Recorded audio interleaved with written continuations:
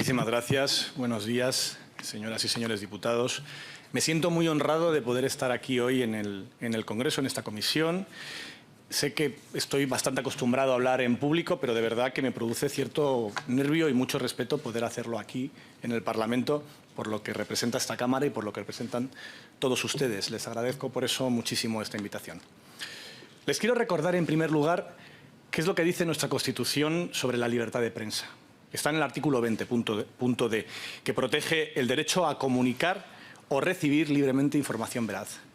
Comunicar o recibir, las dos cosas. Fíjense que es un derecho doble y que, por tanto, nos afecta a todos, no solamente a los periodistas, que somos los que comunicamos libremente, sino también el derecho de los ciudadanos a recibir información veraz. Lamentablemente, creo que en esta segunda parte del derecho, la parte de recibir información veraz, está hoy en riesgo, no solamente en España, sino lamentablemente en todo el mundo.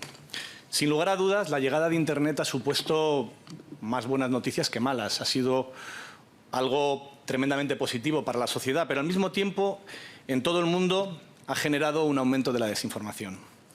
Es contraintuitivo, pero es así. La llegada de la mejor herramienta jamás creada, inventada por el ser humano para difundir información, también se ha convertido en un multiplicador de las mentiras, de los bulos, de las teorías de la conspiración, y ha provocado que una parte de la sociedad, no toda, solo una parte, esté hoy peor informada de lo que estaba hace 20 años. Hay, por ejemplo, un ejemplo que para mí es especialmente desconcertante. Si pudiéramos hacer un gráfico, si tuviéramos los datos, del número de personas a lo largo de la historia que desde la Edad Media creen que la Tierra es plana hasta hoy, probablemente sería un gráfico descendente año tras año, siglo tras siglo, que bajaría, que siguió bajando con la llegada de la imprenta, que siguió bajando con la llegada de la televisión, de la radio, y que de repente ha empezado a repuntar con la llegada de Internet. Pongo este ejemplo que es extremo, un ejemplo extremo de desinformación, porque es probablemente el más claro. Nadie podía imaginar que el terraplanismo pudiera resucitar en el siglo XXI, 500 años después de Magallanes y Elcano, 400 años después de Galileo. Pero lo mismo nos pasa con las vacunas, con quienes desconfían de ellas a pesar de todas las evidencias que demuestran que han sido claves para poder erradicar enfermedades que acompañaban al ser humano durante toda su historia. O quienes creen que la crisis climática no tiene un origen en la acción del hombre, como dicen todas las evidencias científicas. O quienes defienden que ni siquiera el aumento de la temperatura esté ocurriendo, a pesar de lo que dicen los datos y lo que vemos todos nosotros en nuestras calles, en nuestras ciudades, casi cada verano. En Estados Unidos hay una parte no desdeñable de la población, según las encuestas, que cree que el gobierno y los medios de comunicación están controlados por una sociedad secreta de adoradores del diablo. O que cree que la pandemia del COVID fue provocada deliberadamente por las élites globales. La llegada de la imprenta fue clave para el desarrollo científico y social, para la ilustración, para traer luz y conocimiento a la humanidad. Es evidente que Internet trae impactos tan positivos o más, como los que en su momento fue la imprenta. Pero ¿por qué en el momento de la historia, donde la humanidad logra al fin una herramienta ilimitada y gratuita para acceder a bases de datos, a información sólida, de calidad, por qué en este momento es cuando las mentiras, la superstición, la desinformación, la manipulación o la irracionalidad prosperan? Hay una parte que tiene que ver con la alfabetización digital, que ha avanzado mucho más rápido que la alfabetización mediática. Por explicar el concepto, es mucho más fácil manejar un teléfono móvil que distinguir un bulo que te llega por WhatsApp. Hay otra parte que tiene que ver con las redes sociales, lo ha comentado el presidente en la exposición inicial y probablemente lo repitan todos los expertos. Los algoritmos de recomendación que usan estas redes para generar atención son muy eficaces a la hora de captar el tiempo de sus usuarios y a partir de ese tiempo generar ingresos publicitarios y rentabilidad para sus propietarios. Pero esos algoritmos que le dan a cada uno solo la noticia que quiere leer, sean ciertas o no, provocan una fragmentación del espacio informativo, de la realidad compartida, que lleva a la división de la sociedad. Hoy el principal factor que decide la audiencia de muchísimos medios de comunicación y a través de esa audiencia su rentabilidad, su financiación por la publicidad, depende de algoritmos que en ocasiones recompensan el mal periodismo. Más del 80% del tráfico de muchos medios digitales depende directamente de las plataformas, donde muchas veces prima la espectacularidad, las medias verdades, el sensacionalismo sobre el derecho a la información. Las plataformas no se ocupan del derecho constitucional. Esa es responsabilidad de ustedes. Se da además una curiosa situación. Los directores de periódico como yo somos responsables de cada noticia que publicamos, incluso penalmente. Judicialmente asumimos toda la responsabilidad. Pero nadie se hace responsable de lo que las redes sociales y las plataformas difunden. Y eso permite que algunos pseudomedios, que en muchas ocasiones no tienen siquiera identificados quiénes son sus propietarios, sus editores, su director, multipliquen las mentiras, los bulos o las infamias sin que absolutamente nadie se haga responsable de ellas. Ni los que la crean, ni los que las difunden a través de la amplificación en redes. Hace unos años me vi inmerso en un proceso judicial contra uno de estos pseudomedios que publicó una columna bastante grave sobre mí, inventándose incluso unas declaraciones que nunca había pronunciado. Gané ese juicio, pero no sirvió absolutamente para nada. El responsable de ese pasquín era insolvente, estaba en paradero desconocido y no se presentó en el juzgado. Solo logré llevar a juicio a la persona que aparecía como titular del dominio, que era su expareja, que cometió el error de firmar ella en su lugar. No recuperé ni siquiera las costas de los abogados. Aquel pseudomedio no logró su audiencia en solitario. Eso no hubiese existido sin la capacidad que tienen las plataformas digitales para multiplicar este tipo de mentiras sin ninguna responsabilidad. Pongo este ejemplo para explicar el problema, pero las víctimas de ese tipo de falso periodismo no son solo las personas afectadas, en muchos casos políticos, en algunos casos periodistas también, cualquier persona conocida. También son los principales perjudicados las personas que se creen estas mentiras. Muchas de estas personas en nuestra sociedad están inermes ante la propaganda digital y esto está provocando problemas para la democracia en todo el mundo. Son problemas de los que ustedes, independientemente de su ideología, no deberían desentenderse.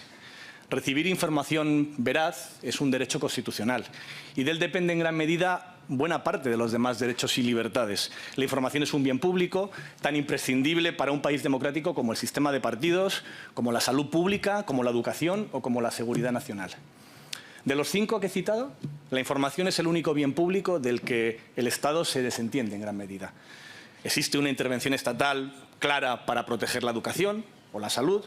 Hay tantas opciones políticas como identidades en la sociedad, pero existe una voluntad inequívoca de tener un sistema de partidos robusto y plural. El Estado también se involucra en su financiación.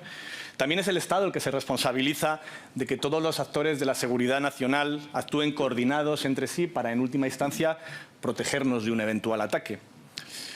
Y como demuestran los acontecimientos de las últimas décadas en todo el mundo, tener un ecosistema informativo sano, plural, comprometido con la veracidad, no es menos importante para la seguridad de un país y la prosperidad que sus Fuerzas Armadas.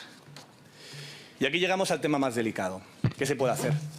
¿Qué pueden hacer ustedes, el Poder Legislativo, para mejorar la calidad e independencia de la prensa en España? ¿Y qué pueden hacer para garantizar el derecho a la información? ¿Y cómo se puede proteger ese derecho de los ciudadanos a recibir una información veraz sin poner en riesgo a la libertad de prensa y a la libertad de expresión, que son derechos tan importantes como este?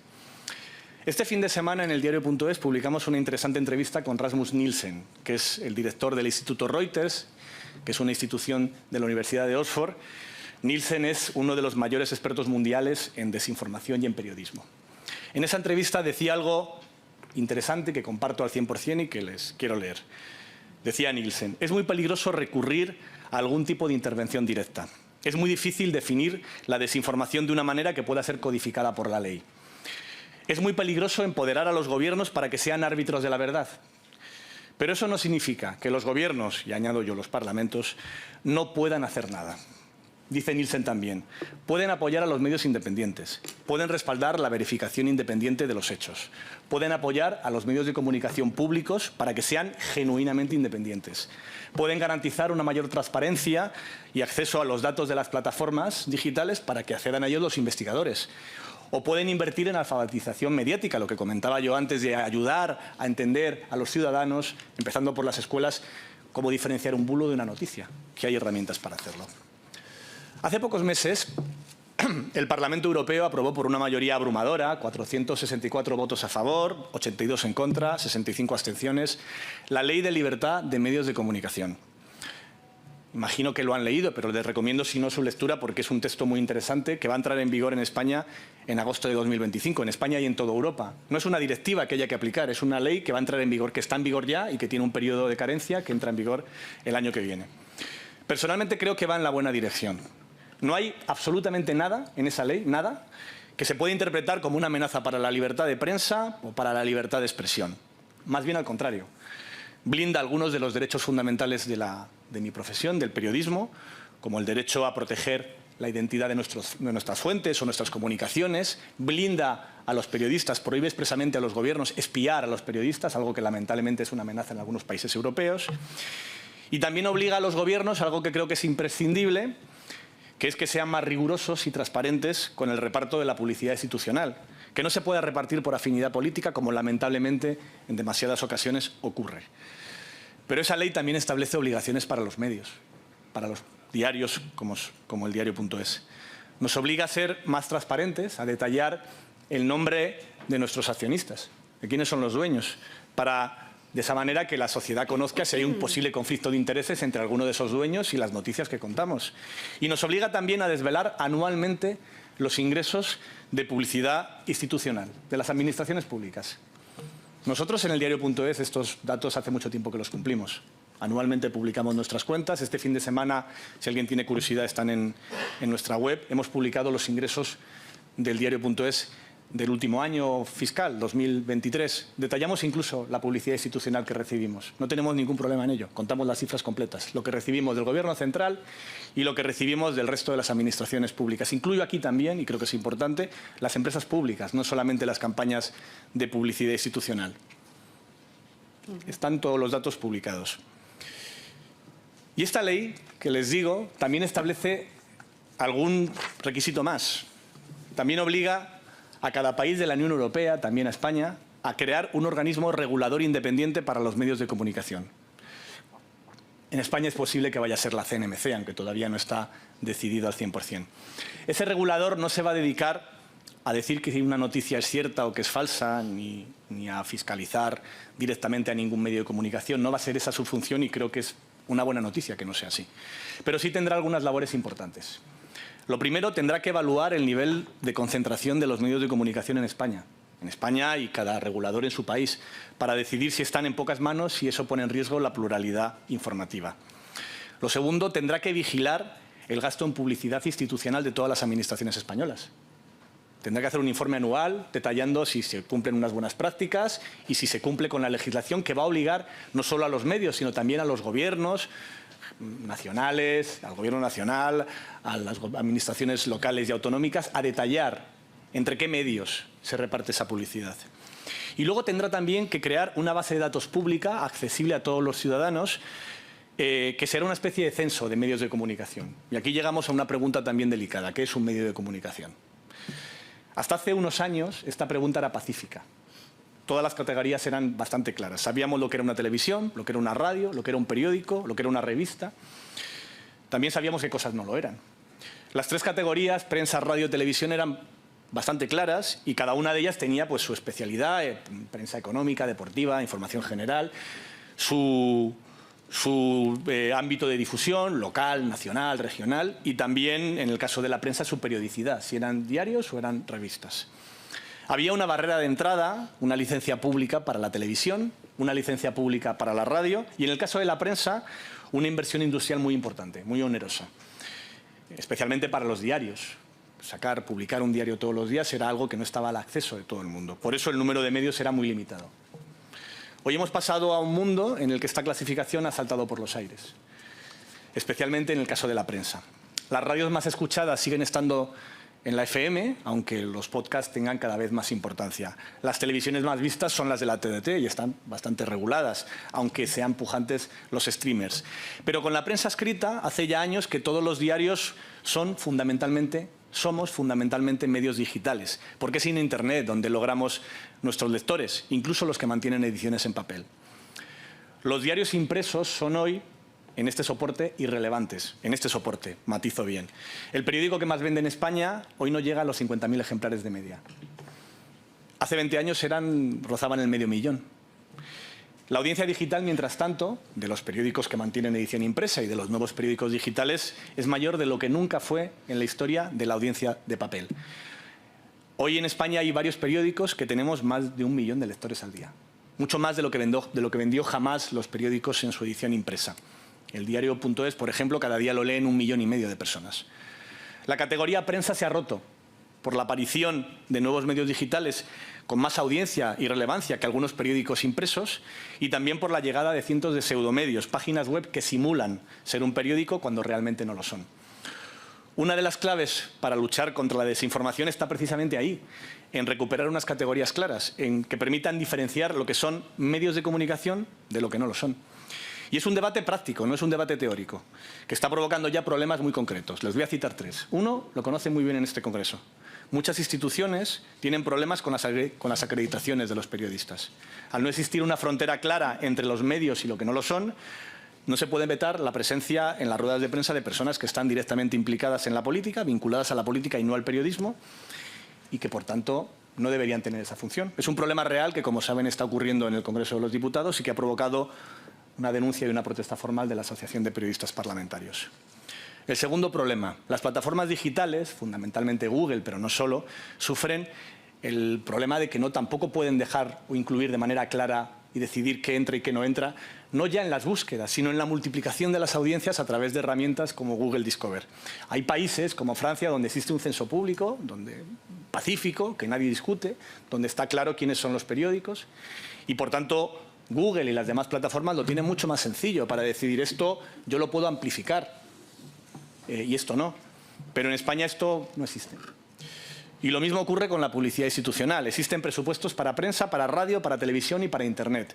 Pero la categoría de prensa se ha quedado obsoleta porque el papel hoy tiene una audiencia muy, muy inferior a la que fue. Y en la categoría de Internet se ha creado un cajón desastre donde te caben plataformas digitales, TikTok, medios y pseudomedios también. Hay maneras de decidir qué es un medio y qué no lo es sin caer en la arbitrariedad, a través de criterios claros y objetivos.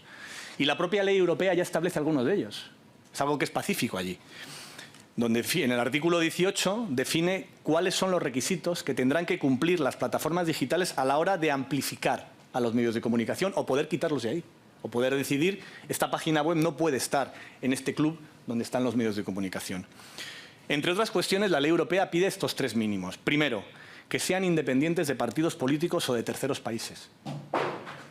Segundo, que estén sujetos a normas editoriales bajo la supervisión de alguna entidad externa independiente o un mecanismo de autorregulación. Hay varios que ya existen en Europa y en España. En Europa tenemos la Trust Initiative o la Journalist Trust Initiative, que es de periodistas de Reporteros Sin Fronteras. Nosotros estamos adheridos a ella. En España existe el Código Deontológico de la FAPE, la Federación de Asociaciones de Periodistas Españoles, que también tiene una comisión de quejas que emite dictámenes no vinculantes, pero sí morales, en el sentido de que te dice esto ha sido una mala práctica o esto no lo ha sido, y que es algo, creo que pacífico entre los medios de comunicación. Y el tercer requisito que pide la ley europea es que ofrezcan contenidos elaborados por una inteligencia artificial sin intervención humana. Esto, que parece ciencia ficción, es un problema real. Gran parte del periodismo chatarra que se hace para los buscadores se hace ya con IAs. Y que genera en muchos casos desinformación, porque la IA es muy hábil a la hora de emular una redacción hecha por un humano, pero muchas veces incluye datos falsos, en muchísimas ocasiones. Yo a estos tres requisitos de la ley europea añadiría tres más que también creo que deberían ser pacíficos. El primero, que un medio de comunicación tiene que tener periodistas en nómina. Parece una perogrullada, pero hay una infinidad de pseudomedios que no tienen un solo periodista, ni uno solo. Segundo requisito, que sea transparente en su financiación, no solamente en los ingresos públicos o en la propiedad, en más datos. Que cuente a la sociedad, a sus lectores, cómo se financia y cuáles son sus ingresos y gastos. Igual que lo hacen un montón de empresas o organizaciones, los partidos es un ejemplo, que están sometidas a una mayor vigilancia porque tienen una mayor importancia en el sistema de libertades y derechos. Y en el caso de la prensa escrita, y lo acoto a la prensa escrita, creo que también tiene que tener una comunidad de lectores real. Una comunidad que esté mínimamente implicada en su financiación. En todo el mundo hay un indicador de calidad, de prensa de calidad, me refiero a la prensa escrita, que es los suscriptores. Que tenga suscriptores.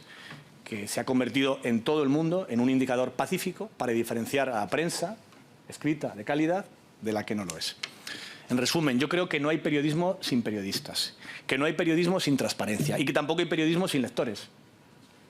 No creo que ninguno de estos tres requisitos que planteo, o los que plantea la ley europea, sean amenaza alguna para los verdaderos medios de comunicación, independientemente de su línea editorial.